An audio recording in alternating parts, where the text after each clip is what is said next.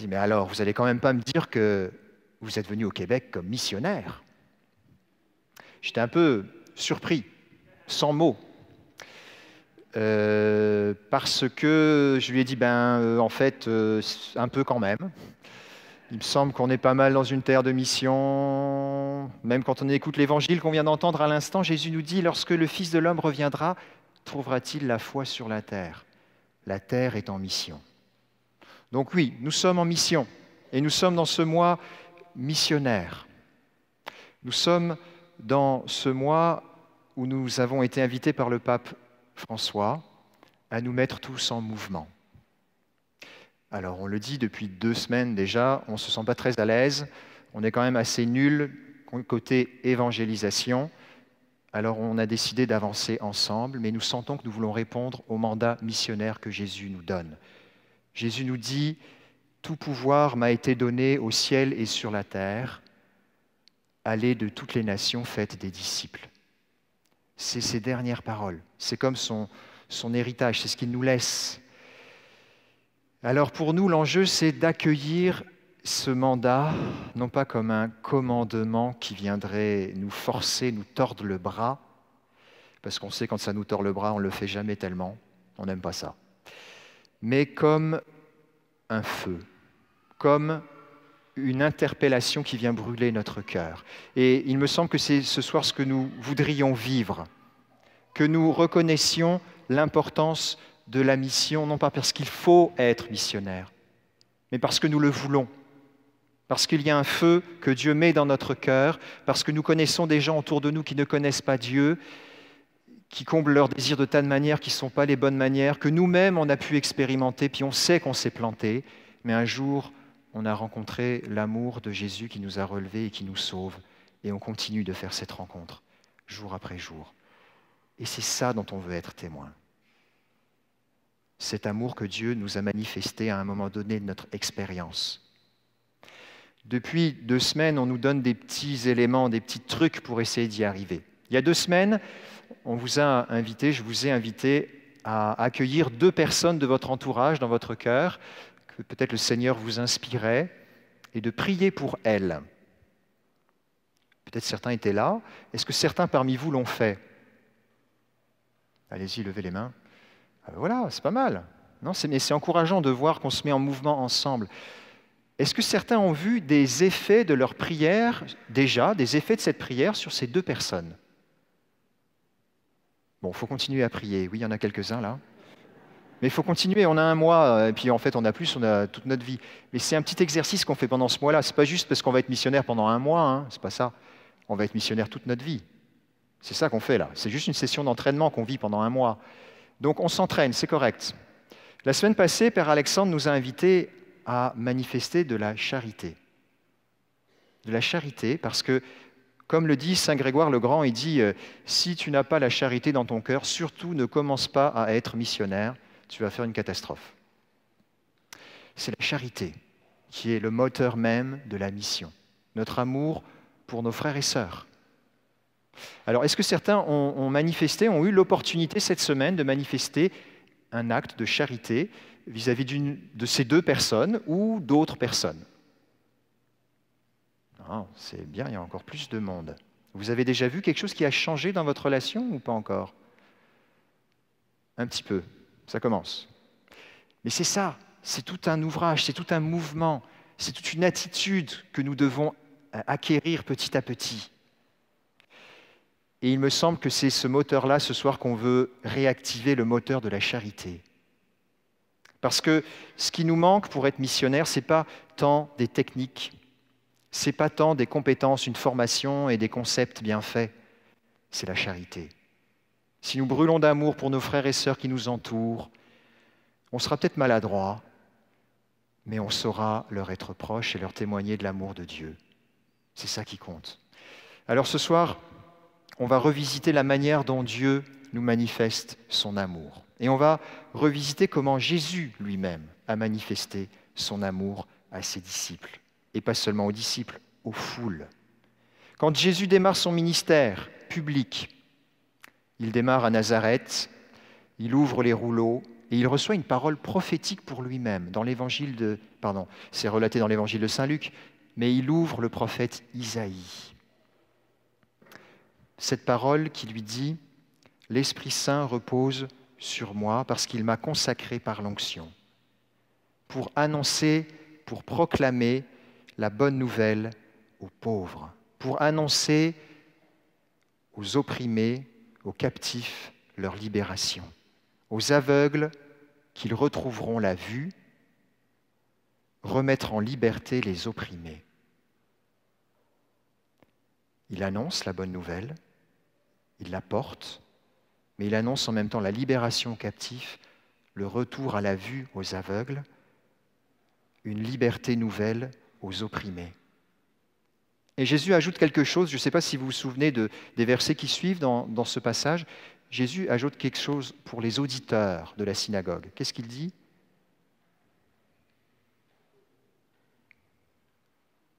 Allez-y. Aujourd'hui s'accomplit devant vous, à vos oreilles, cette parole. Aujourd'hui même s'accomplit cette parole. C'est Jésus qui le dit, c'est quand même pas mal une parole d'autorité. Ça veut dire que Jésus ne se contente pas seulement de prêcher, même s'il passe un grand temps à le faire, mais il guérit. Et il ne se contente pas de le faire lui-même. Lorsqu'il envoie les 72, c'est ce qu'il leur dit. « Allez de par deux, ne prenez ni besace, ni ceinture de rechange, ne restez pas inutilement dans les maisons. Guérissez les malades et dites-leur, le règne de Dieu est tout proche. » Il ose donner ce pouvoir de guérison aux 72.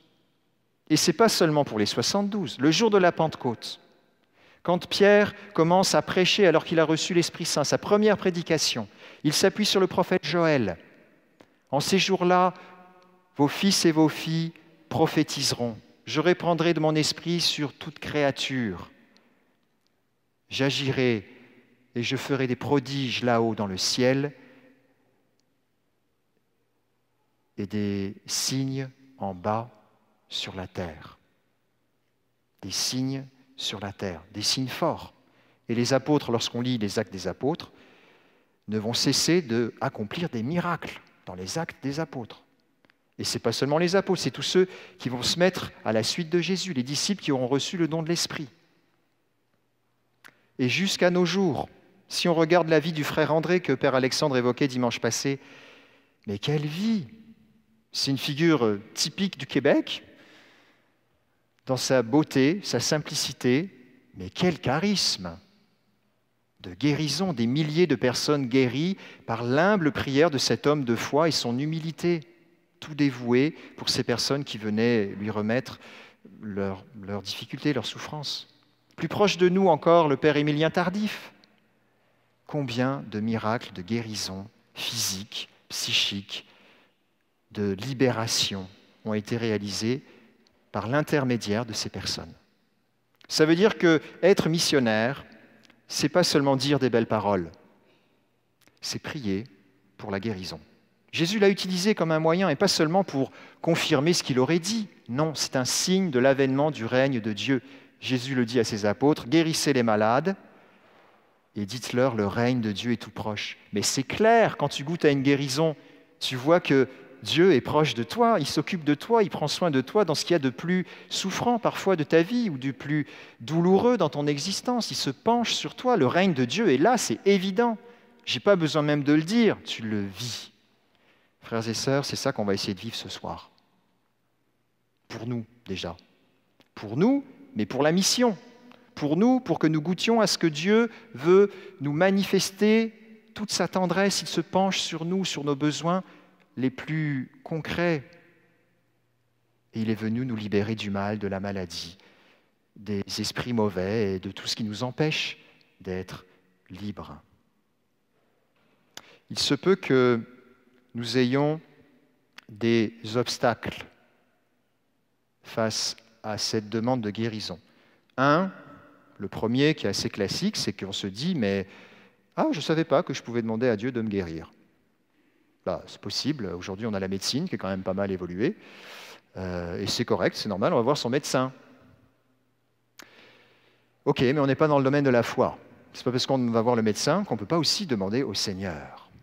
Donc on peut demander à Dieu, et il le veut. Aucun des malades qui n'a été présenté à Jésus aurait été écarté, et il aurait dit, non, toi, je ne veux pas te guérir. Tous ceux qui sont venus ont été guéris. L'Évangile ne donne pas d'exception. Alors on peut se dire, oui, mais bon, moi des fois je prie et puis ça ne marche pas toujours. Alors bon, de là à demander une guérison quand même, c'est un peu poussé, quoi. Mais nous voyons que Dieu veut guérir tout malade qui le demande avec foi. Jésus n'a pas guéri tous les malades, il n'a pas traversé la Palestine pour guérir tous les malades de partout, mais tous ceux qui lui demandaient avec foi, qui se tournaient vers lui avec foi, il les guérit. Et c'est un acte de foi que nous avons à poser, et en nous disant que l'œuvre de Dieu est grande et Dieu veut prendre soin de nous. Il y a un autre obstacle, c'est notre fierté. On est un peu fiers, surtout les hommes, parce qu'on se dit, qu'est-ce que Dieu a à faire de mes petits problèmes de santé? Franchement, il a quand même d'autres problèmes dans le monde à régler. Hein. On est d'accord? Il y a des problèmes plus graves. En même temps, ta foi est importante au regard de Dieu. Ta vie est importante au regard de Dieu. Es-tu moins important qu'un autre? Si Dieu te fait la grâce d'une guérison, ce n'est pas pour toi. C'est pour la mission et tous tes amis qui vont voir cette guérison et en être témoins et qui eux aussi vont réaliser que le règne de Dieu est tout proche. J'entendais récemment le témoignage d'un homme. Je lisais ça, qu'on connaît par ailleurs. C'est une personne qui est engagée dans la paroisse Sainte-Bénédicte à Halifax. Puis il raconte qu'il avait une verrue au pied. Bon, ça arrive, hein. Peut-être certains ont ça. Bon, en tout cas. Et il s'en est tellement pas occupé, parce qu'une verrue, je ne vais pas aller voir le médecin, bref, il a laissé traîner ça 2 ans, sauf qu'en fait, il n'en avait plus qu'un pied, il en avait aux 2 pieds, puis il n'y en avait pas qu'une, il y en avait plein. Bref, il finit par aller voir le médecin, parce que c'est un peu handicapant quand même.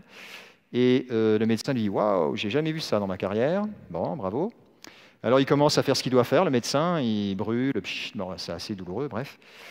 Et puis 2 ans après, il s'en est toujours pas sorti de ses verrues. Et puis une amie à lui vient le voir et lui dit, elle a entendu parler de ses problèmes de verrues. Alors elle lui dit, alors comment ça va tes verrues? Bon bref. Et alors il dit, quoi? Bon ok, t'es au courant. Bon, est-ce que je peux prier pour toi? Lui demande-t-elle. Oui. Et il dit, oui, vas-y, tu peux prier, mais bon, tu sais. Enfin bref, par simplicité, il accepte qu'elle prie pour lui. Et elle fait une prière très simple. Seigneur, je te demande d'agir maintenant et de guérir Ron de ses verrues au nom de Jésus. Amen. Puis il dit, franchement, comme prière. Bref, il ne lui dit pas, mais c'est ce qu'il pense. Il dit, je m'attendais à un truc un peu plus... Bon. Et puis, ok, il se sépare. Et puis 2 jours après, il la revoit et elle lui dit, alors tes verrues, comment ça va? Et il dit, lui, il vivait avec depuis 4 ans, tu sais, donc il n'avait pas vérifié, là. Elle dit, oui, ça n'a rien qu'à changer. Il dit, t'es sûr? Regarde, montre-moi tes pieds. Arrête, bon.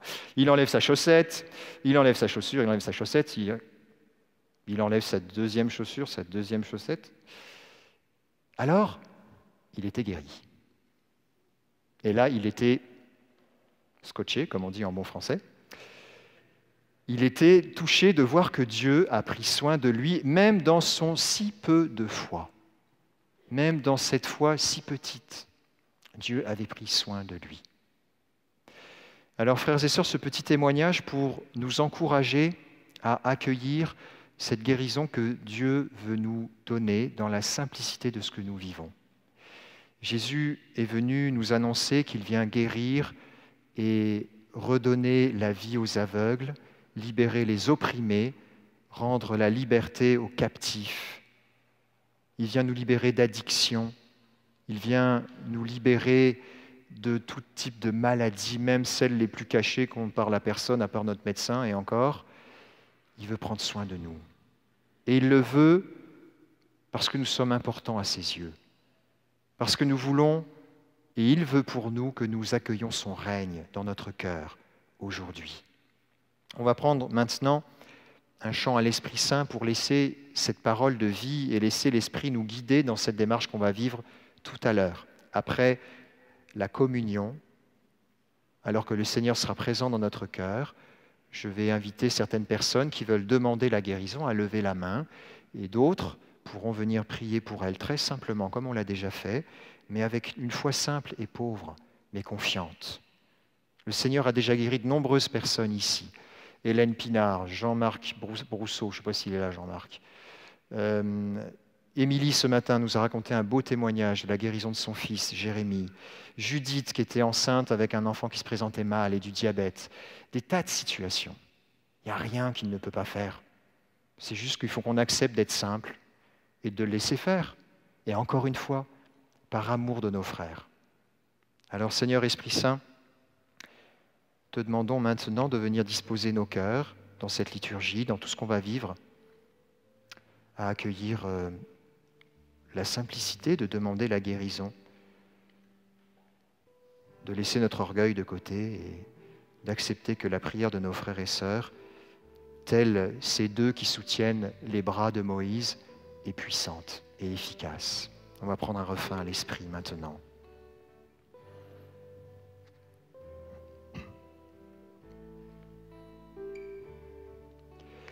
Veni Sancte Spiritus, Veni Sancte Spiritus, Veni Sancte Spiritus,